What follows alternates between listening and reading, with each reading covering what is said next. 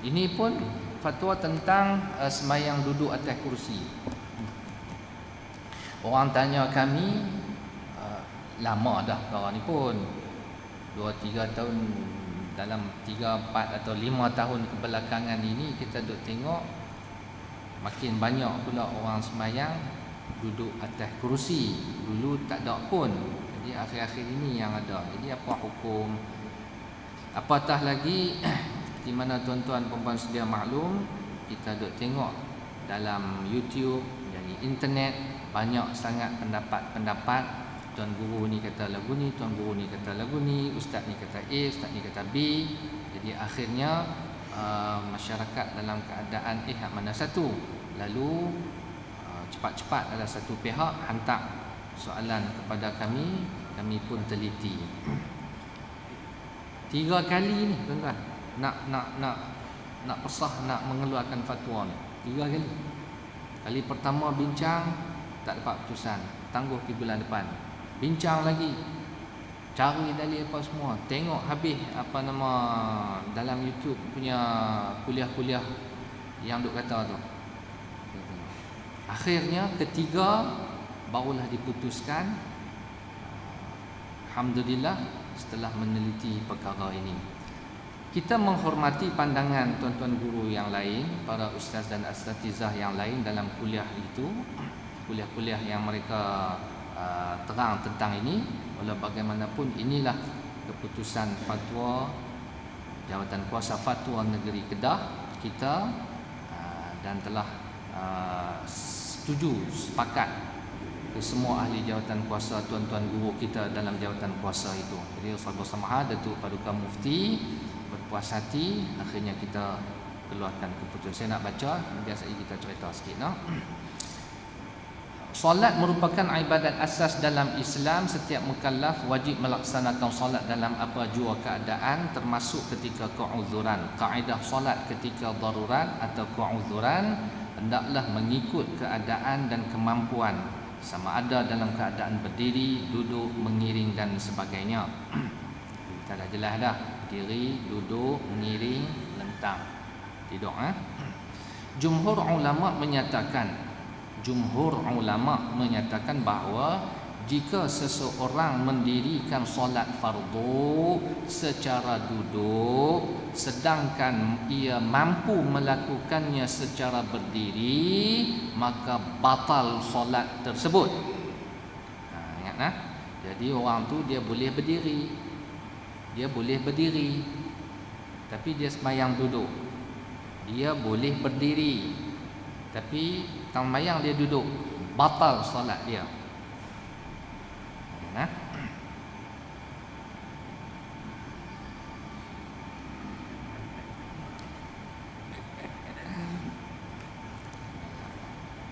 Sembilan 10 lah ni, janji dengan mereka dekat 9 ya tuan-tuan.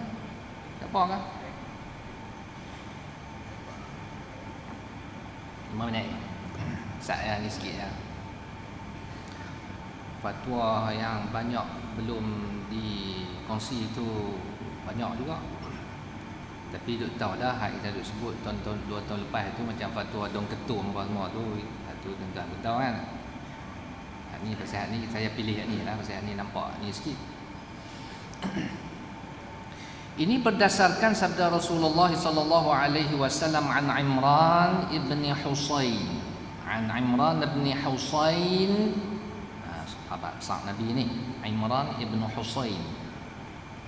Kanat bi bawasir. Aku ada bawasir. Buasir, dia ada penyakit buasir.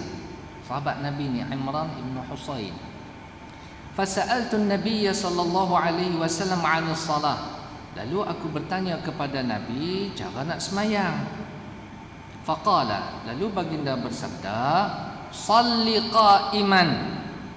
Semayang berdiri. Fa in lam tastati', kalau kamu tak mampu, faqa'idan, duduklah. Wa in lam tastati', kalau kamu tak boleh juga duduk, fa'ala jambin, miring ya, jambin, bukan lentang, ini dulu. Hadis sahih riwayat Imam Bukhari. Ini hadis sahih dah. Yang bermaksud daripada Imran ibn Husain telah mengalami penyakit bawasir, maka ia tanya kepada Nabi. Jadi saya dah terang tak payah. Baik. Sebahagian ulama berpandangan bahawa solat secara duduk atas kerusi adalah harus dan sah.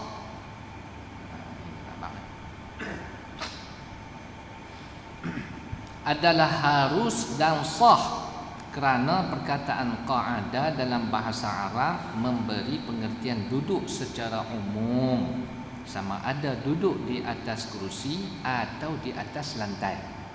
Itu yang perbahasan kami jadi 3 bulan tu, kupas ni saja.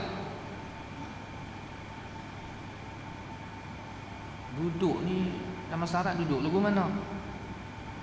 3 bulan. Ada. Sebab ada orang kata duduk ni, duduk atas kursi ni. Ada. Duduk qa'ada ni atas lantai saja, atas kursi je. Arab tak kata qa'ada lah, kata jalasa. Pula. Cek punya cek. Kita telitilah. Akhirnya qa'ada itu umum. Boleh atas lantai, boleh atas kerusi. Nah, baik yang tu tentang istilah tu saya tak baca lah. Nah, justru kaedah duduk ketika solat boleh dibahagikan kepada beberapa kategori seperti berikut. Ni.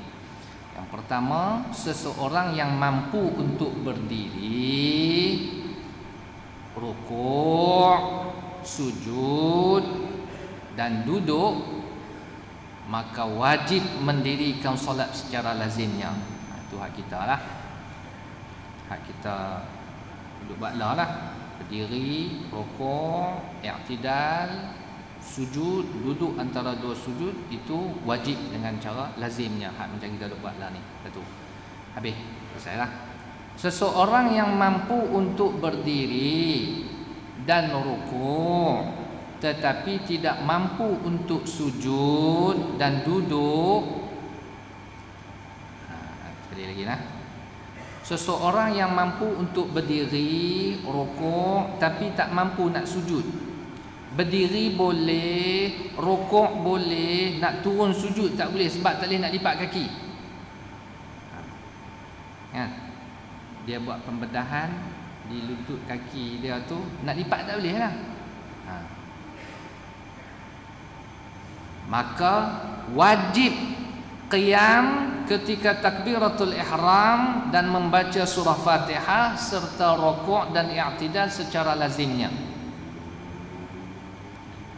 Bagi orang ni hendak duduk tak boleh, nak lipat kaki tak boleh, berdiri dulu. Wajib berdiri, baca Fatihah semua, rukuk macam biasa, i'tidal balik sebab i'tidal tu berdiri.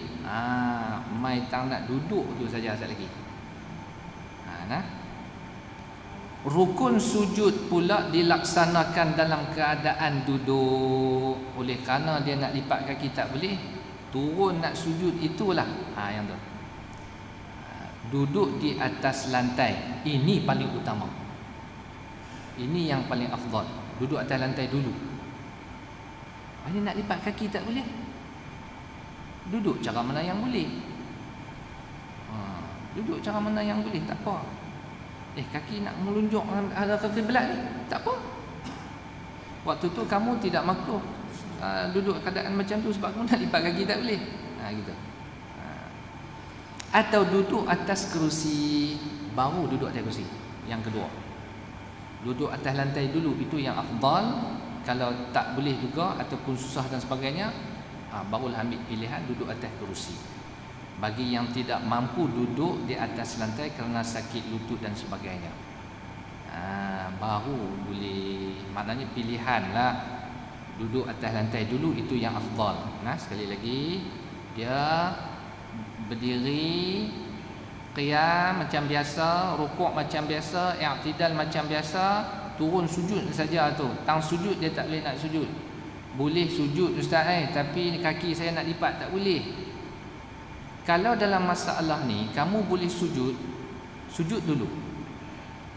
Kaki nak lipat tak boleh, kaki nak kena menunjuk ke belakang. Sungguh juga. Nak lipat memang tak boleh ni. Kalau sebelah tu boleh gagah, dua-dua belah tak boleh lipat. Kalau dua-dua belah tak boleh lipat, orang ini boleh harus duduk di atas kerusi. Okay, nah? Seseorang yang mampu untuk berdiri sahaja, habis tu dua habis dah, ni ketiga. Seseorang yang mampu untuk berdiri sahaja manakala rukun yang lain iaitu rukuk, sujud, duduk antara dua sujud tidak mampu dilaksanakan secara lazimnya, maka wajib qiyam ketika takbiratul ihram, baca surah Fatihah bagi rakaat yang pertama. Rukun rukuk, sujud, duduk antara dua sujud dan tasyahud dilaksanakan dalam keadaan duduk, sama ada duduk di atas lantai, itu yang afdal, atau duduk di atas kerusi bagi yang tidak mampu melaksanakannya. Sekiranya mampu untuk berdiri semula bagi meneruskan rakaat yang kedua, maka wajiblah ke atasnya berdiri semula i'tidal. Namun jika sebaliknya, maka harus untuk meneruskan rakaat yang kedua dalam keadaan duduknya. Boleh faham tak? Maknanya, tuan-tuan ingat kan ada dalam YouTube tu ustaz tu kata tak sah. Betul lah.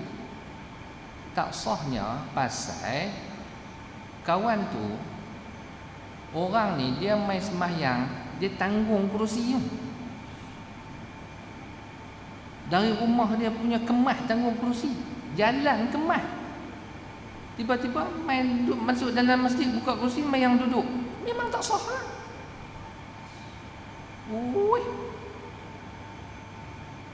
Di rumah jalan tanggung kerusi, kemas jalan, tiba-tiba semayang duduk. Memang tak sah lah. Sebab kamu boleh berdiri, tu yang jalan kemas tu. Kamu boleh, kalau berdiri boleh, jalan boleh, rokok boleh. Mungkin sujud saja tak boleh, nak duduk saja tak boleh, mungkin kamu tak boleh nak lipat kaki. Pada ketika ini barulah boleh pakai kaedah ni. Maknanya bagi orang yang dia boleh berdiri, dia kena berdiri. Saya tunjuk. Dia kena berdiri. Allahu Akbar sembahyang biasa, rukuk biasa, i'tidal, lepas i'tidal turun sujud. Sujud kalau dia tak boleh lipat kaki, barulah duduk atas kerusi. Tak apalah kita oleh dalam masalah ni, masalah yang tak boleh nak lipat kerusi, nak lipat kaki, dia duduk atas kerusi. Dia duduk atas kerusi. Sujudnya macam mana? Sujudnya isyarat. Rukuk boleh kan? Sujud isyarat. 2 kali rukuk, 2 kali sujud, habis. Rakaat yang kedua, nak buat mana? Bangkit berdiri ya. Mana boleh terus duduk? Bangkit berdiri ya. Kalau dia duduk juga di rakaat yang kedua sedangkan dia boleh berdiri, itu batal. Tak sah lah sembahyang dia. Dia boleh berdiri. Gitu. Nah. Habis. Kemudian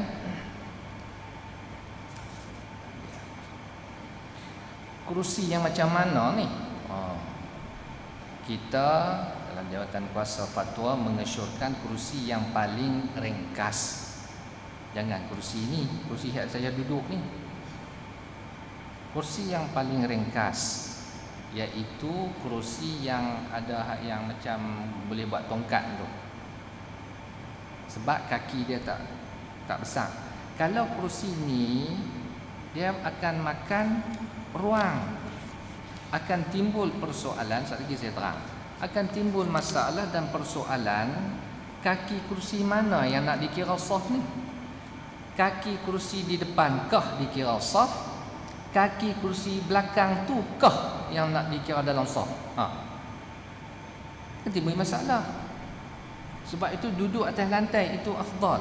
Sebab punggungnya dan belakangnya itu sama balik mengikut saf makmum kiri kanan dia. Kalau duduk atas kerusi akan hadapi masalah sikit.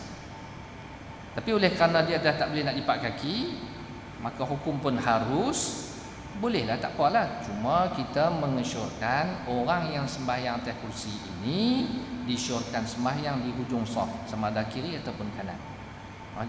akan melibatkan masalah kedudukan dia tak sama. Jadi nak kira kaki kursi hak mana, nak dikira dalam saf ni. Kaki kursi hak depan ke kaki kursi hak belakang? Jadi kalau guna kursi ini naya, kalau kira kaki kursi depan, kaki kursi yang depan kan, hak depan itu dikira saf, bermakna dua kaki kursi hak belakang itu duduk di tengah saf yang kedua. Nanya orang belakang nak sujud macam mana? Dia dianggap mengganggu orang belakang, makmum belakang nak sujud tak boleh. Salah. Kalau kaki kursi belakang itu diletak dalam saf, bermakna kaki kursi hak depan dia tu duduk di tengah-tengah saf dia kan. Waktu dia bangun, dia berdiri, dia seorang duduk di tengah saf kan? Dia juga. Sebab itu kena duduk di tepi. Jadi kita syorkan dia duduk di tepi saf, hujung saf, kiri atau kanan. Jadi kaki kursi mana nak kira saf ini, tengok keadaan dia duduk mana yang banyak, berdiri mana yang banyak. Kalau dia berdiri banyak, maka kaki kursi depanlah dikira saf, sebab dia berdiri banyak kan. Jadi apabila dia berdiri banyak, jadi kaki dia tu bolehlah sama saf dengan orang sebelah kiri ataupun kanan dia. Kalau dia tak boleh berdiri lama, memang dia yang duduk, memang dia duduk atas kursi wheelchair ke? Ya. Kaki kursi belah belakang lah, maknanya belakang dia lah, bagi sama dengan belakang makmum yang kiri atau kanan. Duduk dikira dalam saf. Tuan-tuan. Letih juga hati tuan-tuan ni. Itulah serba sedikit fatwa kita, dan insya-Allah dalam sedikit masa lagi akan siap. Kita akan edarkan dalam bentuk poster tu supaya ada gambar raja tu nampak jelas sikit. Ini kalau baca tu mungkin tuan-tuan tak apa nampak kan. No? Jadi mudah-mudahan sedikit sebanyak ini boleh menjadi pencerahan kepada tuan-tuan masyarakat awam, ahli jemaah sekalian tentang hukum mayang di atas kerusi. Hukum dia harus sah, cuma kena jaga hak tu je, bukanlah tak sah. Yang tak sah tu kalau dia awal saja berdiri kemudian terus dia duduk, itu memang tak sah. Sebab dia boleh berdiri, kena berdiri dulu. Rakaat yang kedua pun dia boleh berdiri, mangkit diri kan. Itu je. No? Saya rasa itu sahaja yang dapat kongsi dengan sama dengan tuan-tuan dan puan-puan. Saya bagi pihak Jabatan Mufti mengambil kesempatan ini untuk mengucapkan selamat menyambut Ramadan pada tahun ini 1438 Hijriah, dan insya-Allah mudah-mudahan ibadat kita bulan Ramadan pada kali ini lebih bermakna daripada tahun depan, dan kita berdoa mudah-mudahan kita dipanjangkan umur untuk bertemu dengan Ramadan walaupun tak berapa hari lagi, no? Bismillahirrahmanirrahim.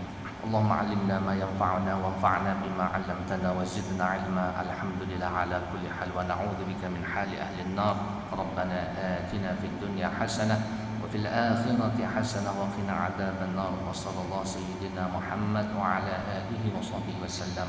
Walhamdulillahirabbil alamin. Sekian, wassalamualaikum warahmatullahi wabarakatuh.